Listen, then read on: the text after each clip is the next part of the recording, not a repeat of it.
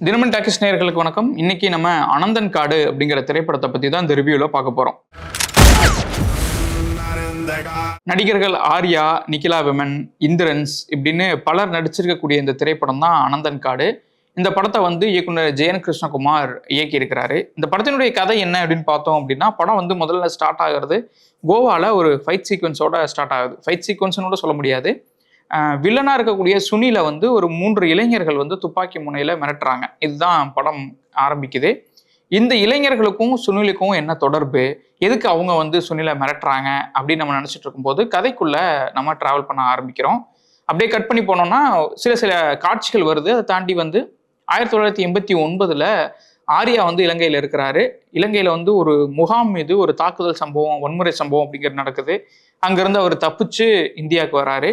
இந்தியாவுக்கு வந்தோம் அப்படின்னா இங்க வந்து கேரளால ஒரு கூலிப்படையிட்ட சேர்றாரு. அந்த கூலிப்படையினுடைய தலைவராக யார் இருக்காருன்னா, நம்ம வந்து இவ்வளோ காலம் ரொம்ப பரிதாபமான கேரக்டர்ல நிறைய பார்த்துருப்போம். இந்திரன்ஸ் அவர் வந்து இந்த கூலிப்படையை வழிநடத்தக்கூடிய ஒருத்தராக இருக்காரு. அவர் கூட வந்து இவர் ஆர்யா வந்து சேர்றாரு. இந்த கூலிப்படை என்ன பண்ணுது அப்படின்னா, கேரளால முதல்வராக இருக்கக்கூடிய அதான் வில்லன் கேரக்டர், அந்த கேரக்டருக்கு வந்து தேவையான அடிதடி வேலைகள், கொலை, இந்த சம்பவங்கள்லாம் செய்யறாங்க. அந்த கேரள முதல்வருக்கு கூட இருக்கக்கூடிய ஒரு போலீஸ் ஆஃபீஸராக தான் சுனில் வராரு. ஓகே, இந்த படம் எதை பத்தி பேசுது அப்படின்னா, கேரளால அதாவது குறிப்பா வந்து அதிகார போட்டிக்காக நடக்கக்கூடிய ஒரு சண்டை, அதுக்கு மத்தியில ஒரு கூலிப்படை மாட்டிக்குது. இலங்கையிலிருந்து தப்பிச்சு வந்த ஒருத்தர் அதோட இருக்கிறாரு. இவங்களுக்குள்ள நடக்கக்கூடிய இந்த விஷயங்களை பத்தி தான் இந்த படம் பேசுது. நான் சொல்லும்போது கதை உங்களுக்கு புரியாம இருக்கலாம். ஏன்னா படம் பார்க்கும்போதும் சில இடங்கள் படம் எங்க போகுது, எங்க வருது அப்படிங்கிறது நமக்குமே புரியல. இந்த படத்துல நடிகர் ஆர்யா வந்து இலங்கை தமிழராக நடிச்சிருக்கிறாரு. அவர் கூட போஸ் வெங்கட்டும் ஒரு கேரக்டர் பண்ணியிருக்கிறாரு. 2 பேருமே இலங்கையிலிருந்து தப்பிச்சு வந்தவங்க மாதிரியான ஒரு கேரக்டர். ஆர்யா இதுக்கு முன்பு வந்து ஒரு கோபமான கதாபாத்திரங்கள் நிறைய பண்ணியிருக்கிறாரு. அந்த ரிசம்பிள்ஸ் வந்து இந்த படத்துல நிறையவே தெரியுது. ரொம்பவுமே வந்து ஒரு ஆக்ரோஷமான ஆளா, தப்பு நடந்தா அதை கேட்கக்கூடிய, தன் மனசுக்கு விரோதமா இருக்கக்கூடிய விஷயங்களை கேள்வி கேட்கக்கூடிய ஒரு ஆள் மாதிரி இவர் தெரிகிறாரு. தான் கூட இருக்கக்கூடிய ஒரு பெண், அவருக்கு நடக்கக்கூடிய பாலியல் வன்கொடுமை, அதை தட்டி கேட்கக்கூடிய இடங்கள், அதுக்காக நடக்கக்கூடிய ஆக்ஷன் பிளாக்கு, அதுல எல்லாமே வந்து ஆர்யாவினுடைய நடிப்பு அப்படிங்கிறது ரொம்ப தனிச்சு தெரியுது ஒட்டுமொத்த படத்துல இருந்தும். அதே மாதிரி இந்திரன்ஸ் அவரை நிறைய படங்கள்ல ரொம்ப பரிதாபமான கதாபாத்திரங்கள்ல பார்த்திருப்போம். ஆனா அதுக்கு ரொம்ப ஆப்போசிட்டா வேற ஒரு எண்டுல இருந்து இந்த படத்துல பிளே பண்ணியிருக்கிறாரு. அவர் பார்த்தோம் அப்படின்னா ஒரு கூலிப்படையை வழிநடத்தக்கூடிய ஒரு தலைவராக இருக்கிறாரு. அவருடைய ரொம்ப ஆக்ரோஷமான பேச்சு, ரொம்ப கூர்மையான பார்வை, தன்னுடைய பார்வையிலேயே வந்து தன்னுடைய ஆட்களை கட்டுப்படுத்துறது அப்படிங்கிற மாதிரியான நிறைய நடிப்புகள் இந்த படத்துல அவர் நமக்கு கொடுத்துருக்கிறாரு. அது ரொம்ப வித்தியாசமாகவும் இருக்கு. அவரை இது வரைக்கும் ஒரு மாதிரி பார்த்துட்டு இப்போ அதுக்கு ஆப்போசிட்டா ஒரு இடத்துல பார்க்கறது அப்படிங்கிறது ரொம்பவுமே வித்தியாசமான ஒரு நடிப்பை அவர் கொடுத்துருக்கிறாரு. இது கூட வந்து நிகிலா விமல் இருக்காங்க, ரெஜினா இருக்காங்க. இவங்கெல்லாம் வந்து படத்துல எதுக்காக வச்சிருக்காங்க அப்படிங்கிறது தெரியல. ரெஜினாலாம் பார்த்தோம் அப்படின்னா ஒரு 2 சீன் தான், 2 சீன் தான் வராங்க. அதுக்கப்புறம் அவங்கள காணாம போயிடுறாங்க. நிகிலா விமல் வந்து படத்துல அங்கங்க வராங்க. ஆனா அவங்களுக்கு பெரிய போர்ஷன்ஸ்லாம் அப்படிங்கிறது எதுவுமே இல்லை. இது போக கூலிப்படையில இருக்கக்கூடியவங்களாக வந்து முரளி கோபி, அக்ஷய்குமார், தேவ் மோகன் இவங்க எல்லாம் நடிச்சிருக்காங்க. அவங்களுடைய நடிப்பும் வந்து கொஞ்சம் ப்ராமிசிங்கா தான் இருக்குது படத்தை பார்க்கும்போது.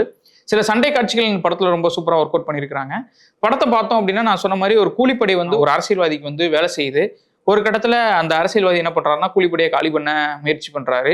இவங்க வந்து தப்பிக்க முயற்சி பண்றாங்க. தப்பிச்சாங்களா இல்லையா, ஆர்யா வந்து என்ன ஆனாரு, இதுதான் இந்த படத்தினுடைய கதை. படம் வந்து வேற இடங்களுக்கு டிராவல் பண்ணுது. சம்டைம்ஸ் வந்து ஒரு காட்சிக்கும் இன்னொரு காட்சிக்கும் தொடர்பு இல்லாத மாதிரியான சில இடங்கள் வருது. படம் விறுவிறுப்பா தான் போகுது. படம் ஆரம்பத்துல இருந்து இறுதி வரைக்கும் நமக்கு ஒரு இன்ட்ரெஸ்டிங்கை கொடுக்குது. ரொம்ப விறுவிறுப்பா போகுது. ஆனா கதையை ஃபாலோ பண்ற இடங்கள்ல நமக்கு சில கன்ஃபியூஷன்ஸ் அப்பப்போ வருது. இந்த காட்சி எதுக்கு இப்போ வருது, இதுக்கப்புறம் என்ன நடக்குது, போன முறை என்ன வந்துச்சு அப்படிங்கிற மாதிரியான நிறைய கன்ஃபியூஷன்ஸ் இந்த படத்தை பார்க்கும்போது வருது. அதே மாதிரி வந்து கூலிப்படையா அவங்க இருக்கும்போது சில காட்சிகள் அவங்க செய்யறதும் படம் சொல்ல வர விஷயத்துக்கும் ரொம்ப பொருத்தமே இல்லாத மாதிரி இருக்கு. குறிப்பா வந்து இந்த கூலிப்படையில இருக்கக்கூடிய ஒருத்தர் வந்து ஒரு காலேஜுக்கு போய் அங்க இருக்க ஸ்டூடெண்ட் யூனியனை அடிப்பாரு. அடிக்கும்போது அங்க இருக்க போட்டோஸ்லாம் பார்த்து, அங்க வந்து நிறைய கம்யூனிஸ்ட் லீடர்ஸ் உடைய போட்டோஸ்லாம் இருக்கும். அதெல்லாம் பார்த்து அவங்களுக்கு எதிராக ஒரு விமர்சனம் சொல்லுவாரு.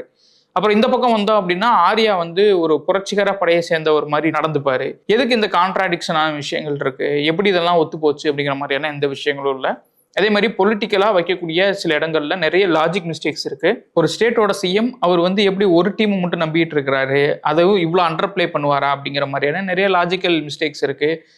கேரளாவோட சிஎம்ஐ தேர்ந்தெடுக்கிறது வந்து அவரை டிசைட் பண்றது வந்து திண்டுக்கல்ல இருக்கக்கூடிய ஒருத்தர் அப்படின்னு ஒரு கதை விரியுது. இப்படி ரொம்ப ஜம்ப் பண்ற, அதே மாதிரி ரொம்ப குழப்பத்தை ஏற்படுத்தக்கூடிய திரைக்கதை அப்படிங்கிறது வந்து நமக்கு ஒரு குழப்பத்தை கொடுக்குது. அதை பார்க்கும்போது ஒரு ஓவரால் பிக்சர் நமக்கு கிடைக்க மாட்டேங்குது. இந்த படத்துல கேமரா ஒர்க் வந்து யுவா பண்ணியிருக்கிறாரு.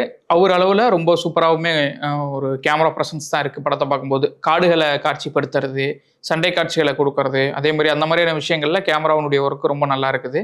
இந்த படம் பார்த்தோம் அப்படின்னா விறுவிறுப்பா போகுது. அதே சமயம் வந்து சில குழப்பங்களை கொடுக்குது. எதுன்னு புரிஞ்சுக்கிறக்குள்ள படம் வேற ஒரு இடத்துக்கு நகர்ந்து போகுது. இந்த மாதிரியான ஒரு குழப்பமில்லாத சூழல் இருந்திருந்தா அந்த படம் ஒரு நல்ல பொலிட்டிக்கல் ஃபிலிமா வந்திருக்கிறதுக்கான வாய்ப்புகள் அப்படிங்கிறது இருக்கு. அந்த இடத்துல வந்து இயக்குனர் சற்று தடுமாறி இருக்காரு அப்படின்னு தான் சொல்லணும். அவருடைய தடுமாற்றம் அப்படிங்கிறது படத்தை கொஞ்சம் தடுமாறி தான் எழுந்து நிற்க வைக்குது. அதனால இந்த படம் வந்து ஒரு விறுவிறுப்பான படத்துக்கு ஒரு நல்ல கேரண்டியா இருக்கலாம். ஆனா வந்து ஒரு கன்ஃபியூஸ்டான திரைக்கதை அப்படிங்கிறது இந்த படத்துக்கு ஒரு செட்பேக்காக தான் இருக்கும். இந்த ரிவ்யூ பிடிச்சிருந்தா லைக் பண்ணுங்க, ஷேர் பண்ணுங்க, கமெண்ட் பண்ணுங்க. மறக்காம தினமணி சேனலை சப்ஸ்கிரைப் பண்ணுங்க.